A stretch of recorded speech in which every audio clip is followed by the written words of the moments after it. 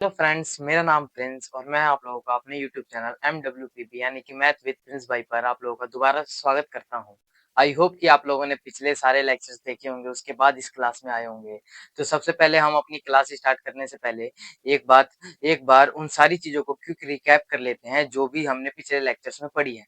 तो चलिए शुरू करते हैं। तो अभी तक हमने क्या पढ़ा? अभी तक हमने पढ़ा कि सेट्स क्या होता है। सेट्स का मतलब होता है collection of well defined object. अब आपके लिए ये वेल डिफाइंड है, अब तो नया नहीं है, पहले नया था। पहले आपके लिए वेल डिफाइंड वर्ड एक नया ऑब्जेक्ट, नया वर्ड था, ठीक है। तो इस वर्ड का मतलब क्या होता था? जो सबके लिए सेम हो। हाँ जी हाँ, बिल्कुल वही।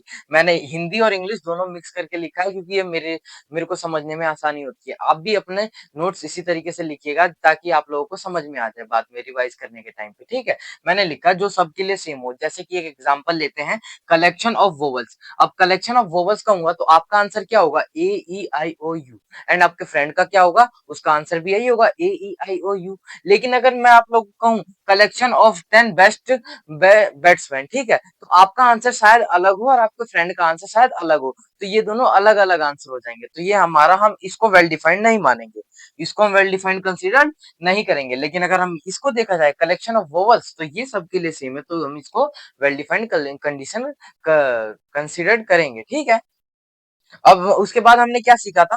इस साइन का मतलब सीखा था। इस साइन का नाम तो मैंने आप लोगों को पहले नहीं बताया था, कहीं आप कंफ्यूज ना हो जाओ इसके चक्कर में। लेकिन मैं अब आप लोगों को बता देता हूँ, ये कहीं आपको काम नहीं आने वाली, बस आप लोगों के लिए जनरल नॉलेज के लिए है ये सब, ठीक है। इस साइन का मतलब होता है एप्सिलॉन। एप्सिलॉन नाम होता है इस साइन का। क्या नाम होता है? एप्सिलॉन। इसका मतलब क्या होता है? Belongs to. जैसे कि अगर मैं इस सेट में देखूं, ये मेरा एक ए सेट है और ये क्या लगा दिया मैंने इस पे? ये है मेरा करली ब्रैकेट। क्या है मेरा? करली ब्रैकेट। आप लोगों को बताया था मैंने कि ये क्या है? मेरा करली ब्रैकेट। अगर आप ये नहीं लगाओगे तो आपका सेट अधूरा हो जाएगा। क्या हो जाएगा? अधूरा सेट हो जाएगा। तो ये मेरा एक ए सेट है। सेट में ये अगर मैं किसी एक चीज को उठा लूं तो इसको मैं क्या नाम दे सकता हूँ? एलिमेंट भी दे सकता हूँ और ऑब्जेक्ट भी कह सकता हूँ। दोनों कहना बराबर है। आप लोगों को कुछ भी कह सकते हैं आप इसको। जैसे कि मेरा वन, वन को उठा लिया, वन मेरा क्या है? एक एलिमेंट है। या फिर मैं बोल दूं वन मेरा क्या है? एक ऑब्जेक्ट है इस सेट का, ठीक है। अगर मैं इसको इस साइन से कंपेयर करूं, जैसे कि मेरा one, one belongs to set A, ये साइन का मतलब क्या होता है? बिलोंग्स टू। यानी कि एक मेरा इस सेट में बिलोंग करता है। यही अगर मैं इस साइन का बात करूं तो इसका साइन का मतलब क्या होता है? डज नॉट बिलोंग टू, यानी कि ये मेरा बिलोंग नहीं करता। इसका भी एक एग्जांपल देख लेते हैं। जैसे कि इसमें 10 कोई एलिमेंट नहीं है, तो मैंने इस पे लिखा 10 does not belongs to, 10 does not belongs to set A. यानी कि ये जो 10 नंबर है, यानी कि ये जो 10 नंबर है मेरा एक, ये मेरे ए सेट में बिलोंग नहीं करता, ठीक है। आप लोगों को इतना समझ में आया? अब चलते हैं अपने नेक्स्ट पेज पे थोड़े से और बातों को रिवाइज करने के लिए। स्टॉप। स्टॉप। तो आगे बढ़ते हैं अपने रिवीजन पे। अभी हमने, उसके बाद हमने क्या देखा था? हाउ टू डिस्क्राइब सेट, कि हम सेट को कितने तरीके में, यानी कितने तरीके में रिप्रेजेंट कर सकते हैं, कितने तरीके में दिखा सकते हैं। तो हमारे पास तरीके होते हैं दो। कौन कौन से? एक रोस्टर फॉर्म और एक set builder form. Roster form में क्या होता था? रोस्टर फॉर्म में हमें प्रॉपर्टी दे रखी रहती थी और उससे हमें क्या बनाता था, क्या बनाना पड़ता था? सेट बनाना पड़ता था। एक एग्जाम्पल देखते हैं, दो एग्जाम्पल देखते हैं। Set of even natural number less than 10, ये क्या है मेरी? ये है मेरी प्रॉपर्टी। ये क्या है मेरी? प्रॉपर्टी। ये मेरे को प्रॉपर्टी दे रखी है और इससे मेरे को क्या बनाना है? एक सेट बनाना है। कौन सा सेट? ये रहा मेरा सेट। मैंने बोला set of even natural number less than 10। Even natural number बोला है और 10 से कम बोले हैं, तो मैंने बना दिया। मेरे को सेट नहीं दे रखा इसमें, तो मैंने खुद से लेट कर लिया। कौन सा सेट? ए सेट। ए सेट लेट किया, आंसर क्या आएगा? 1 2 3 4 5 6 7 8 एंड देन 9। 10 नहीं आएगा हमारे में। क्यों नहीं आएगा? क्योंकि मैंने बोला लेस देन 10, तो 10 को हम इंक्लूड नहीं करते हैं। मैंने आप लोग को एक बात बताई थी लेक्चर्स में, जिसने देखा होगा वो अच्छे से रिलेट कर पाएगा। लेस देन 10, अगर लेस देन लिखा है और उसके बाद कोई नंबर लिखा है तो हम उसको इंक्लूड नहीं करते। लेकिन अगर यही लिखा इक्वल टू लेस देन 10, तो हम 10 को इंक्लूड करते हैं, ठीक है। अब चलते हैं अपने नेक्स्ट एग्जांपल पे। Set of alphabets in the word mathematics. शायद आपको नहीं दिख रहा होगा, बट मैं बोल देता हूँ आप लोगों को। सेट ऑफ अल्फाबेट्स, ये लिखा है alphabets in the word mathematics. Mathematics में जितने वर्ड्स हैं, उन जितने अल्फाबेट्स हैं, उन सबको अलग अलग करके हमें एक सेट बनाना है। ये है क्या है? मेरी प्रॉपर्टी। अब ये रहा मेरा सेट। सेट क्या है मेरा? बी सेट था क्योंकि मैंने लेट कर लिया, नहीं दे रखा था। तो सेट क्या आएगा इसका? M A T H. M A T H सबको अलग अलग करके लिख दिया मैंने, एम को अलग लिख दिया, ए को अलग लिख दिया, टी को अलग लिख दिया एंड एच को भी अलग लिख दिया। अब आगे चलते हैं, फिर उसके बाद क्या आया ई, ई को भी मैंने अलग करके लिख दिया। उसके बाद क्या है एम, लेकिन मैं एम को दोबारा रिपीट नहीं करूंगा क्योंकि मेरा सेट में मैंने आप लोगों को एक बात बताई थी कि हमारा वो ऑर्डर पे ऑर्डर मैटर नहीं करता है। अगर मैं चाहूं तो एम को मैं बाद में भी लिख सकता हूँ, एम को मैं पहले भी लिख सकता हूँ, ये मैटर नहीं करता है। ऑर्डर यानी कि ऑर्डर डजंट मैटर, यानी कि ऑर्डर मेरा मैटर नहीं करता है, ऑर्डर मेरा मैटर नहीं करता है। ठीक इसी तरीके से मेरे को उसमें इन अल्फाबेट्स को रिपीट भी नहीं करना है, भले अल्फाबेट्स हो। अगर इसकी तरह कोई नंबर होता है, यहाँ पे मेरा 1 2 3 एंड देन 1 आ जाता, तो मैं 1 को रिपीट नहीं करता, यानी कि मेरे को एलिमेंट्स को, उसके अंदर के ऑब्जेक्ट्स को रिपीट नहीं करना है। जो है भले वो 4 बार लिखा हो चाहे 10 बार लिखा हो, लिखना मेरे को कितनी बार है, एक ही बार लिखना है। वो मैंने यहाँ पे लिख दिया। एक बार एम था, यहाँ पे 2 बार एम था मेरा, मैंने लिख दिया 1 बार एम। 2 बार ए था, मैंने ए लिख दिया 1 बार। टी भी 2 तो मैंने 1 लिख दिया। एच भी 2 बार था लेकिन मैंने एक ही बार लिखा, ठीक है। उसके बाद बारी आई ई की, ई लिख दिया। उसके बाद ये सब तो लिख चुका था मैं, आई सी एस, अब आई सी एस को मैंने अलग करके लिख दिया। ये आप लोगों को समझ में आ गया? जिन्होंने पहले की क्लासेस देखी यानी कि पहले के लेक्चर देखे हैं उनको अच्छे से समझ में आ रहा होगा। अब चलते हैं अपने सेट बिल्डर फॉर्म पे। सेट बिल्डर फॉर्म में क्या होता था, देखो सेट बिल्डर फॉर्म में क्या होता था ना, मेरे को सेट दे रखा रहता था और उसकी प्रॉपर्टीज लिखनी रहती थी। क्या लिखनी रहती थी? प्रॉपर्टीज लिखनी रहती थी। सेम इसका उल्टा, मेरे को ये दे रखा रहेगा और इसको मेरे को ये लिखना पड़ेगा, यानी कि ये मेरी प्रॉपर्टी है और ये मेरा सेट है। ये मेरे को दे रखा रहेगा और मेरे को लिखना क्या पड़ेगा, ये। अगर ये ना दूं मैं आपको, ऊपर वाला ना दूं, सिर्फ ये दे दूं, मैंने आपको ये बोल दिया ये आपका क्वेश्चन है, ये सेट ए है, उसमें क्या है, इतने एलिमेंट्स है 1 से लेकर 9 तक। तो आप कैसे कैसे इसको, इसकी प्रॉपर्टी कैसे लिखोगे? यही लिखोगे, ये सब क्या है, मेरे नेचुरल नंबर है। क्या है? मेरे नेचुरल नंबर है। नेचुरल नंबर क्यों बोला मैंने? क्योंकि ये मेरा 1 से स्टार्ट हो रहा है और सारे के सारे 1 2 3 यानी कि वो नंबर में, यानी कोई फ्रैक्शन नहीं है इसमें, कोई फ्रैक्शन नहीं है। और कहां से स्टार्ट है? 1 से स्टार्ट है। तो मैं ये बोलूंगा set of natural numbers less than 10। Less than 10 क्यों बोला? क्योंकि मेरा यहाँ पे 9 है। आप ये भी बोल सकते हो लेस देन इक्वल टू 9। अगर लेस देन इक्वल टू 9 बोलोगे तो आपका 9 इंक्लूड होगा। मैं आपको लिख के दिखा देता हूँ, एक बार इसको रफ कर लूं।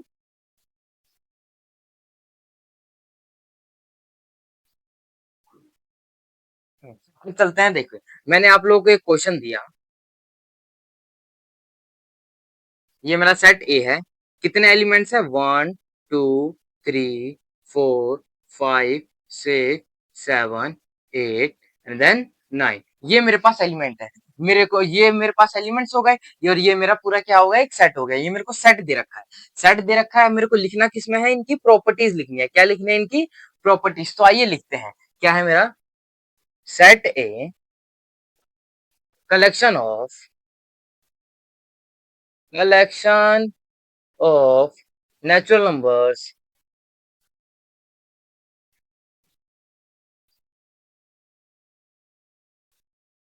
Natural numbers less than. अगर आप ये नहीं लिखना चाहते, लेस देन 10 नहीं लिखना चाहते, तो आप एक और चीज लिख सकते हो, लेस। आप एक और चीज लिख सकते हो, वो क्या लिख सकते हो, less than and equal to 9। यानी कि मैं 9 को भी इंक्लूड करूंगा और 9 से छोटी जितनी भी नेचुरल नंबर है उन सबको इंक्लूड करूंगा, यानी कि 1 से लेकर 9 तक मेरे आ गए।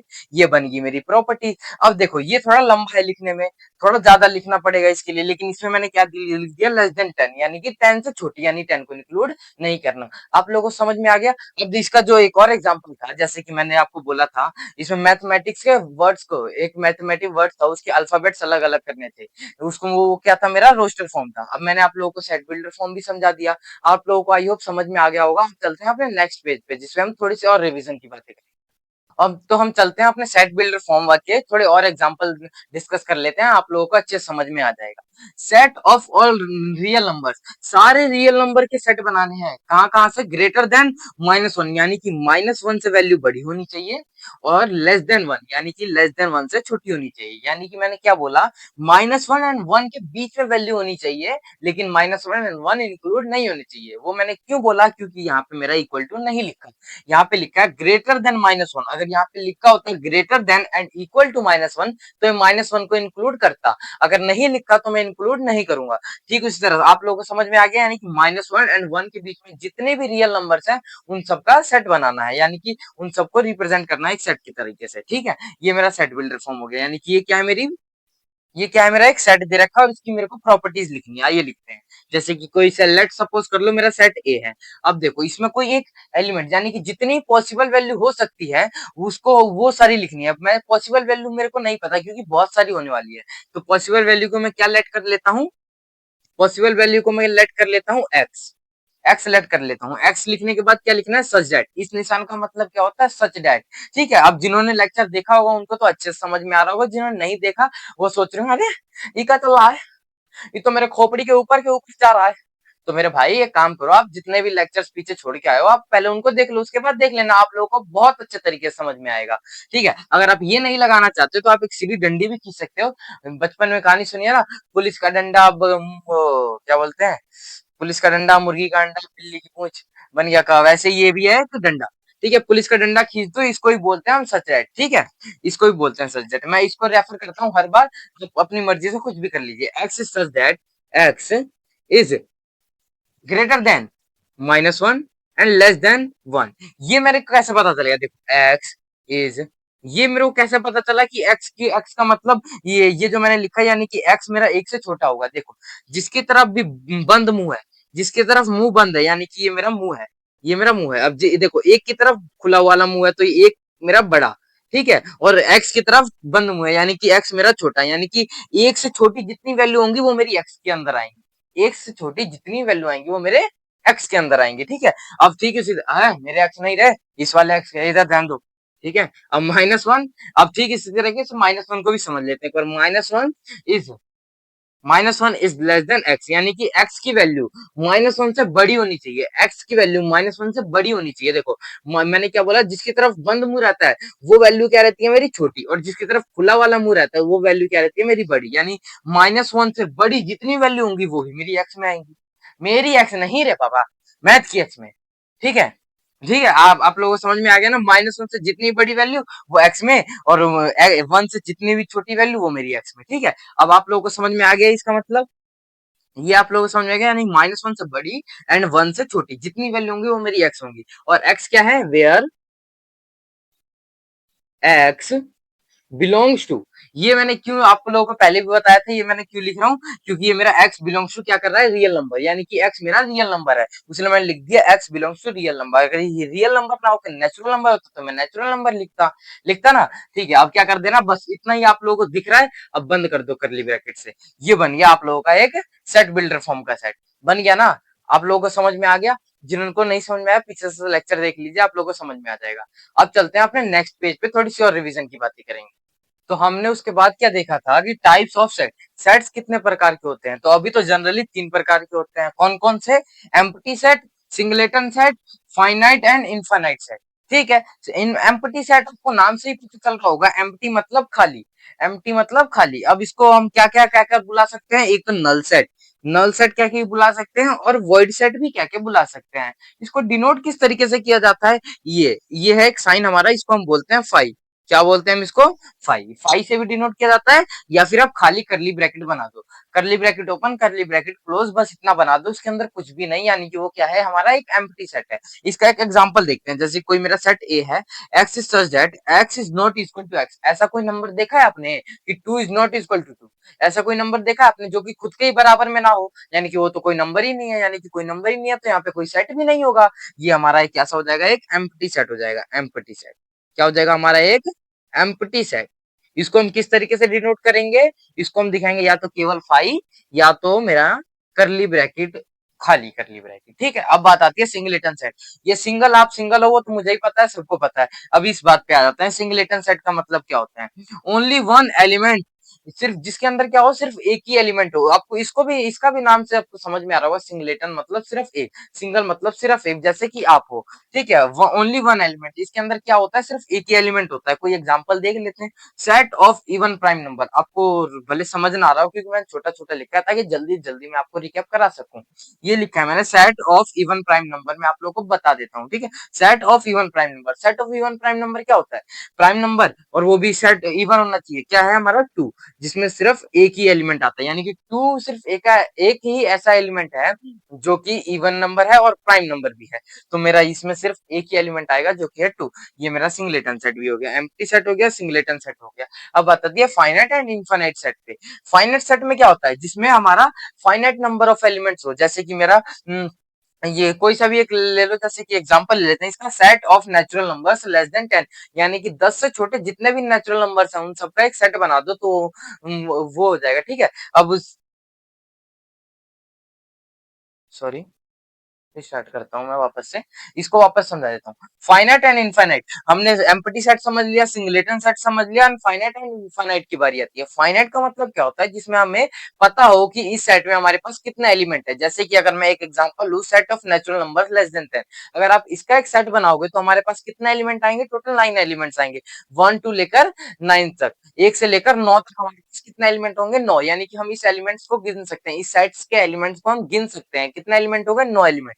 यहाँ पे लिख देता हूँ मैं आप लोगों के लिए, 1 2 3 4 5, एक मिनट, नीचे ही लिख देता हूँ मैं, 1 2 3 4 5 6 7 8 एंड 9, ये हो गया मेरा एक सेट। अब इस सेट में आप गिन सकते हो ना कितने एलिमेंट है, 9 एलिमेंट है, आपने गिन के बता दिया, ठीक है। तो ये क्या हो जाएगा, मेरा एक फाइनाइट सेट हो जाएगा। लेकिन अगर बात आती है इनफाइनाइट सेट की, तो इनफाइनाइट ठीक इसका उल्टा, जैसे कि हम इसमें गिन सकते हैं तो उसमें हम गिन नहीं सकते, इसमें इनफाइनाइट नंबर्स ऑफ एलिमेंट्स होंगे। इसमें क्या था, मैंने बोल दिया set of natural numbers less than 10, ये मैंने क्या लगा दिया, लेस देन 10, एक लिमिट लगा दी कि हाँ 10 से कम होना चाहिए। लेकिन अगर मैं इसमें ना लगाऊं, ये हटा दूं, लेस देन 10, अगर मैं ये लेस देन 10 हटा दूं, खाली लिख दूं सेट ऑफ नेचुरल नंबर, तो नेचुरल नंबर तो इनफाइनाइट होते हैं, यानी कि 1 से लेकर इनफाइनाइट तक। तो ये मेरा कैसा सेट हो जाएगा, सेट ऑफ नेचुरल नंबर, ये हो जाएगा मेरा एक इनफाइनाइट सेट। आप लोगों को समझ में आ गया, आई होप कि आप लोगों को समझ में आ गया होगा। अब चलते हैं अपने नेक्स्ट टॉपिक पे, नेक्स्ट पेज पे, थोड़े से और इनफाइनाइट सेट्स के एग्जांपल देखने के लिए, ठीक है। मैं आप लोगों को टाइप्स ऑफ सेट्स के बाद हमने क्या देखा था, टाइप्स ऑफ सेट्स के बाद हमने क्या देखा था, हमने देखा था some more examples of infinite set. I am sorry, मैंने वहां पे गलती से फाइनाइट लिख दिया, यहाँ पे आएगा इनफाइनाइट। इनफाइनाइट सेट्स के कुछ एग्जांपल्स देख लेते हैं। ये क्या था मेरा, सेट ऑफ एन। एन क्या है, मेरा नेचुरल नंबर, नेचुरल नंबर मतलब 1 से लेकर इंफिनिटी तक जितने भी नंबर होते हैं, यानी कि इंफिनिटी आगे इसमें क्या है, नेचुरल नंबर। अगर नेचुरल नंबर का सेट बना दे तो वो क्या ऐसा सेट हो जाएगा, मेरा एक इनफाइनाइट सेट में आएगा। ठीक उसी तरह जेड, जेड क्या होता है, मेरा इंटीजर। जिसको नहीं पता वो नोट कर ले अपनी कॉपी में, जेड क्या होता है, मेरा इंटीजर। इंटीजर मतलब माइनस का इंफिनिटी, माइनस का टू, यानी कि जो माइनस के इंफिनिटी से लेकर पॉजिटिव के इंफिनिटी में जितने भी बीच में नंबर्स आते हैं, यानी कि -8 -2 -3, लेकिन हाँ वो डेसिमल या फिर फ्रैक्शन में नहीं होने चाहिए, -1 -2 -3 या फिर 1 2 3, ऐसे में जितने भी नंबर्स होंगे माइनस इंफिनिटी से लेकर पॉजिटिव के इंफिनिटी के बीच में, वो हमारे होते हैं इंटीजर्स। अगर हम उन्हीं का सेट बना दे तो मेरा एक इनफाइनाइट सेट में इंक्लूड किया जाता है उसको भी, ठीक है। अब ये क्या होता है, मेरा जेड प्लस, जेड प्लस लिख दिया यानी कि पॉजिटिव इंटीजर। क्या हो जाता है, मेरा पॉजिटिव इंटीजर। आप एक बात याद रखिए, जीरो मेरा पॉजिटिव नहीं होता और ना ही जीरो मेरा नेगेटिव होता है। यानी कि अगर मैं यहाँ पे एक इंपॉर्टेंट पॉइंट लिख दूं, हैशटैग पॉइंट लिख दूं, zero is neither negative nor positive, ये आप लोगों को हमेशा याद रखना। जीरो ना ही मेरा नेगेटिव नंबर होता है और जीरो ना ही मेरा पॉजिटिव नंबर होता है। लेकिन अगर मेरा क्वेश्चन में ये आ जाए नॉन नेगेटिव नंबर, यानी कि क्या बोला मैंने, नॉन नेगेटिव नंबर का सेट बनाओ, यानी कि नेगेटिव नहीं होने चाहिए, वो क्या होने चाहिए, नेगेटिव नहीं होने चाहिए, लेकिन सिर्फ पॉजिटिव भी नहीं होने चाहिए, यानी कि जितने नंबर मेरे नेगेटिव नहीं है, तो जीरो क्या मेरा नेगेटिव है, नहीं, जीरो मेरा नेगेटिव नहीं है, तो उसको भी हम सेट में इंक्लूड करेंगे।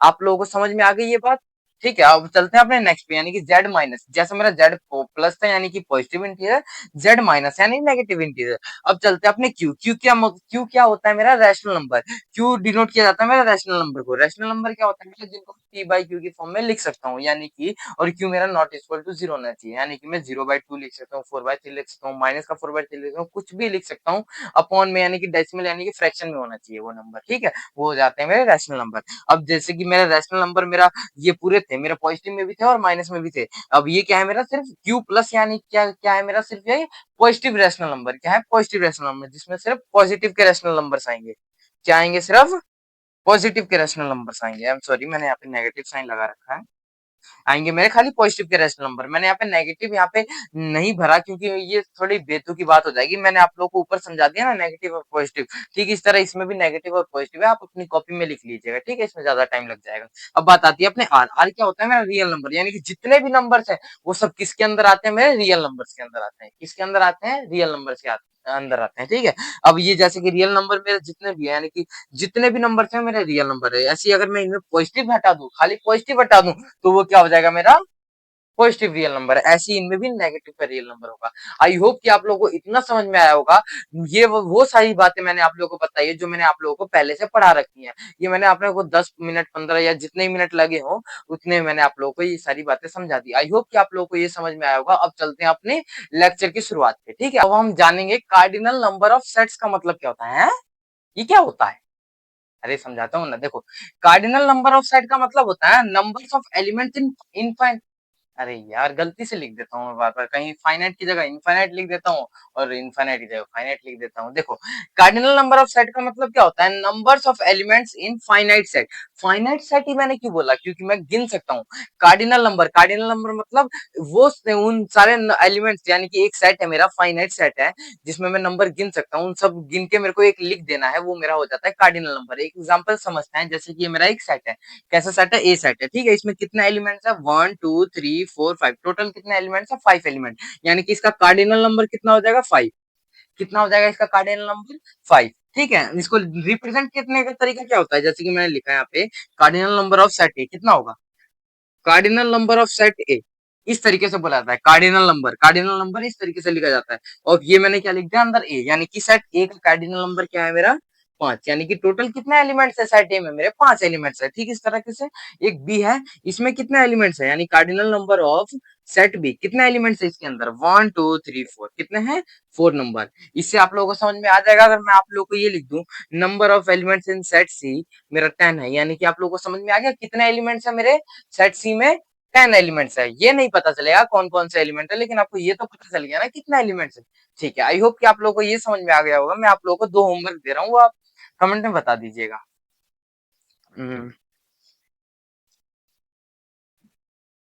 Set C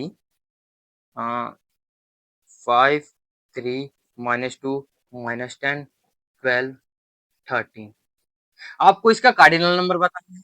cardinal number cardinal number of set C कितना है, cardinal number of set C आपको बताना है।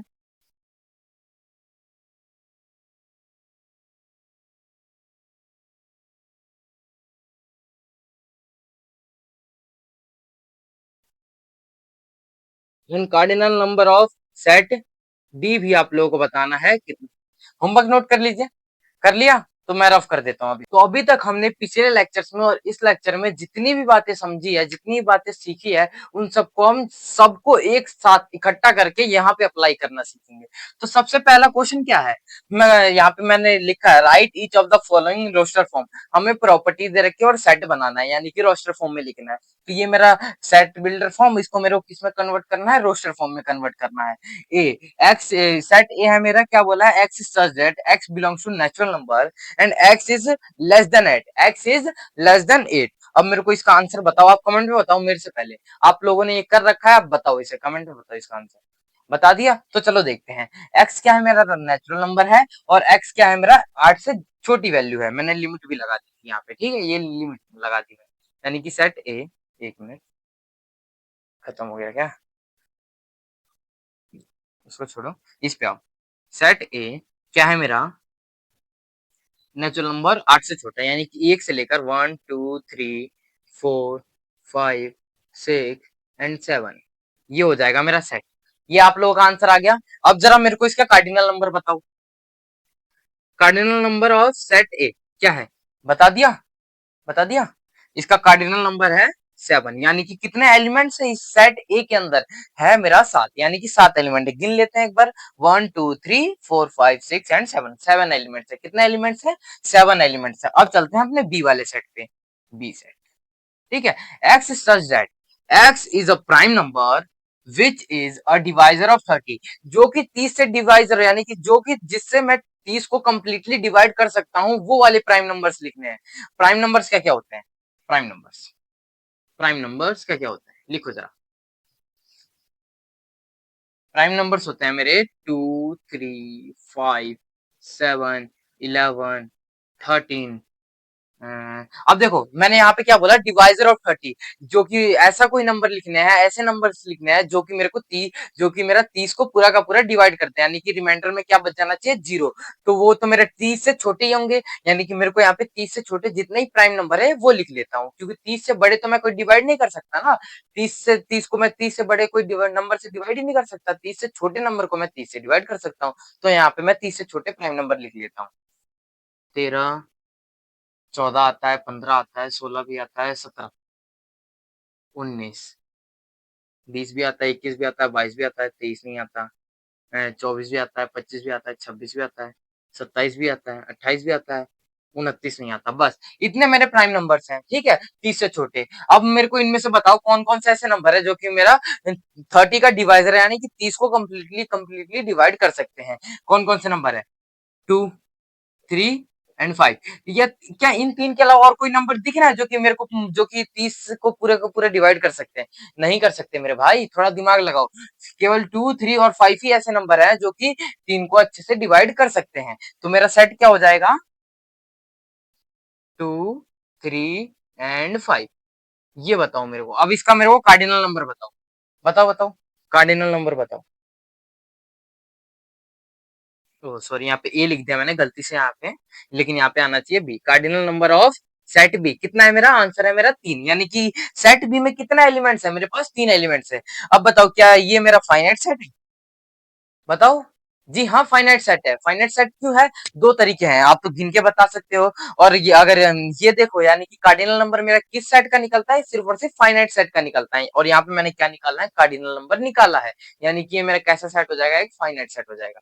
अब तीसरा क्वेश्चन देखते हैं। X is such that x is an integer, integer x यानी कि नेगेटिव भी हो सकता है और पॉजिटिव भी हो सकता है और जीरो भी हो सकता है। X N integer and x is greater than -2, यानी कि एक्स के, ये बंद कर दो, ये क्या कर दो, अभी बंद कर दो, ये वाली वैल्यू को देखो, इधर वाली को देखो, इधर वाली को देखो। मैंने देखा एक्स मेरा, यानी कि जिसकी तरफ मुंह खुला है वो वैल्यू बड़ी होती है, यानी कि एक्स मेरा -2 से बड़ी, एक्स मेरा -2 से बड़ी वैल्यू लेनी है। और यहाँ पे क्या है? इक्वल टू का भी निशान है। इसका मतलब क्या होता है? अगर मैं यहाँ पे लगा दूं, ये होता है मेरा ग्रेटर देन, और ये लगा दूं तो ग्रेटर देन इक्वल टू, ये होता है मेरा लेस देन, और ये लगा दूं तो मेरा लेस देन इक्वल टू, यानी कि एक्स की वैल्यू ग्रेटर देन -2, एक्स की value greater than equal to -2, यानी कि एक्स की वैल्यू क्या है? मेरी -2 से बड़ी है और -2 भी है, यानी कि -2 से बड़ी भी है और -2 भी है। ठीक है, यानी कि एक्स की वैल्यू मेरी कितनी हो सकती है? -2, -1, 0, 1 2 3 4 5। अब बताओ मैंने यहाँ पे 6 क्यों नहीं लिखा? 6 को भी लिखना चाहिए ना, नहीं लिखना चाहिए। 6 को इसलिए नहीं लिखा क्योंकि यहाँ पे इक्वल टू का निशान नहीं था। अगर इक्वल टू का निशान होता तो यहाँ पे मैं 6 लिखता, लेकिन यहाँ पे इक्वल टू का निशान नहीं था, तो मैं 6 नहीं लिखूंगा। यानी कि ये, एक मिनट,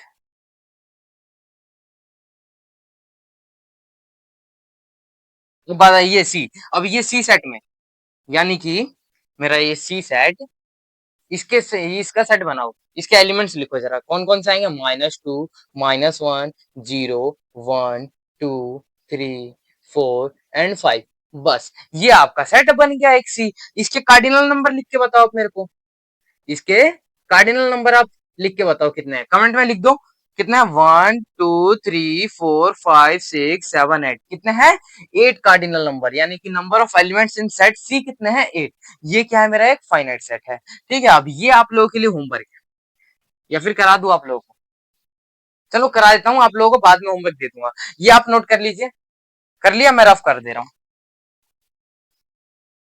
हाँ, अब बात आती है सेट ये बी वाले, यानी कि चौथे क्वेश्चन पे। इसमें बोला है x is such that x is a two digit natural number. क्या होना चाहिए मेरा? टू डिजिट का नेचुरल नंबर। टू डिजिट के नेचुरल नंबर कहां से कहां तक होते हैं? 10 से लेकर 99। ये में इनके बीच में जितने भी नंबर होते हैं और 10 को और 99 को भी इंक्लूड करें तो वो सारे मेरे कौन से नंबर होते हैं? टू डिजिट नेचुरल नंबर होते हैं। आप लोगों को पता चल गई ये बात। X is such that x is two digit natural number, यानी कि यहाँ से यहाँ तक के जितने भी सारे नेचुरल नंबर जिनका सम क्या होना चाहिए? 6। ऐसे नेचुरल नंबर लिखो जो कि टू डिजिट होना चाहिए और उन दोनों का सम करूं तो मेरा 6 आना चाहिए। जैसे कि अगर मैं यहाँ पे लिखूं, ये मेरा क्या है? टू डिजिट नंबर है। ये डिजिट मेरा एक ये रहा डिजिट, एक ये रहा डिजिट, यानी 1 + 0 अगर मैं करूँ तो ये मेरा 6 आना चाहिए। तो क्या ये 6 आएगा मेरा? नहीं, ये मेरा 1 आएगा। तो ये इसको मेरे को सेट में इंक्लूड नहीं करना। ठीक है, ऐसे कोई नंबर सोचो जिनका डिजिट जिनका सम मेरा 6 हो। सबसे पहले आप सम देख लो किन किन डिजिट का सम 6 होता है। 23, 32, ओह सॉरी, 23 एंड 32 जो भी मिलता जाए उनका उल्टा करते जाओ। 23 एंड 32, 60। अब देखो आप 60 को 06 नहीं लिख सकते क्योंकि जीरो, अगर मैं यहाँ पे 0 और 6 लिख दूं तो मेरा टू डिजिट नंबर नहीं है, मेरा सिंगल डिजिट यानी कि वन डिजिट नंबर ही होगा। तो आप 06 ना लिखिएगा, ठीक है। ये क्या हो जाएगा मेरा? 15, 1 5 यानी कि अगर मैं इन दोनों को प्लस करूं यानी 2 प्लस, सॉरी गलत बोल दिया, I am so sorry, I am so sorry, I am so sorry. हाँ, सम 6 होना चाहिए। कौन कौन से नंबर होंगे? 15, यानी कि 1 + 5 कितना होना चाहिए? 6 होना चाहिए। क्या 6 हो रहा है? 1 + 5 कितना होता है मेरा? 6। जी हाँ, बिल्कुल हो रहा है। तो मैं इसको, ये मेरा एक एलिमेंट है, यानी कि 15 एक एलिमेंट है। अब इसी को उल्टा कर दूंगा मैं, क्या कर दूंगा? उल्टा कर दूंगा, यानी कि 5 को पहले और 1 को बाद में लिख दूंगा, यानी कि 15 एंड 51। उसके बाद क्या आएगा? अब आपको थोड़ा और दिमाग लगाएंगे, इससे बेहतर मैं आपको एक छोटा तरीका बताते जाता हूँ। यहाँ से एक कम करते जाओ और इसमें एक बढ़ाते जाओ। 5 में से एक कम किया, क्या आ गया? 4। एक में एक बढ़ाया, क्या आ गया? 2। हो गया 26। 6, 4 और 2 कितने होते हैं? 6। मैं यहाँ पे अच्छी राइटिंग में लिख देता हूँ, 15 एंड 51। अब क्या बोला मैंने? यहाँ पे ईस्ट साइड में से एक कम करते जाओ और राइट साइड लेफ्ट साइड में एक बढ़ाते जाओ, राइट साइड में एक कम करते जाओ और लेफ्ट साइड में उतना ही बढ़ाते जाओ। इसमें से मैंने एक कम किया, कितना बन गया? 4। कितना कम किया था? एक कम किया था। अब उसी में एक प्लस कर दूंगा, ये प्लस किया, कितना बन गया? 2।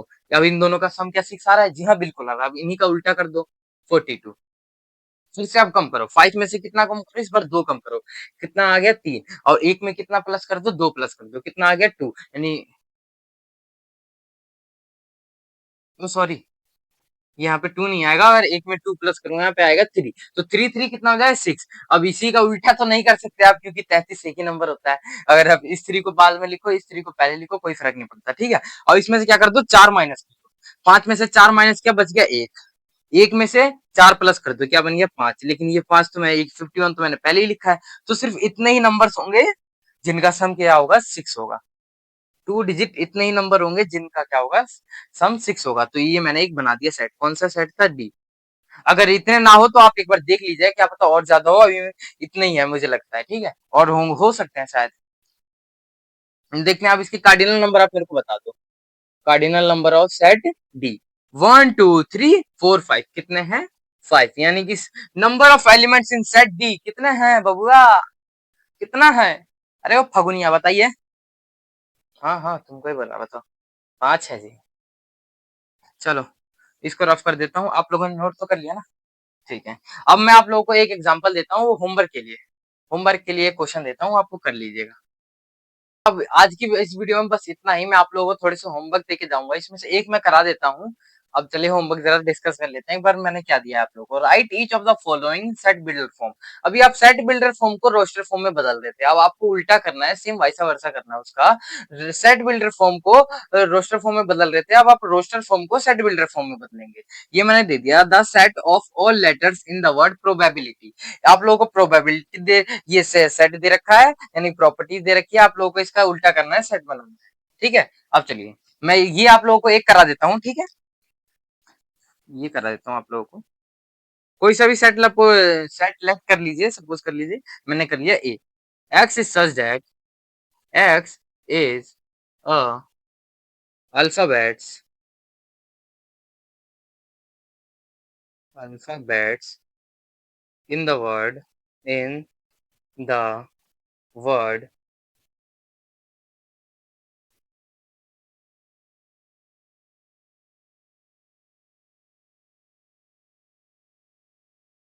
बस इतना ही तो करना, यही तो है। आप लोगों को बस वो दे रखा है, इसको अलग अलग करके नहीं लिखना। वो हम किस में करते थे, रोस्टर फॉर्म में बनाते थे। अब हमें खुद रोस्टर फॉर्म दे रखा है, तो उसको हमें सब बिल्डर फॉर्म में बदलना है, ठीक है। X is such that X is the alphabets in the word probability। आप लोगों को समझ में आ गया। अब आप ये 3 क्वेश्चन आप खुद कर लीजिएगा और होमवर्क बता दीजिएगा आप इसका आंसर, ठीक है। कमेंट में सॉरी बता दीजिएगा आप इसका आंसर। तो आज की इस वीडियो में बस इतना ही। अब मिलते हैं अपनी नेक्स्ट वीडियो में। आप मस्त रहिए, स्वस्थ रहिए, खाते पीते रहिए और अपनी पढ़ाई पे जरूर ध्यान दीजिएगा।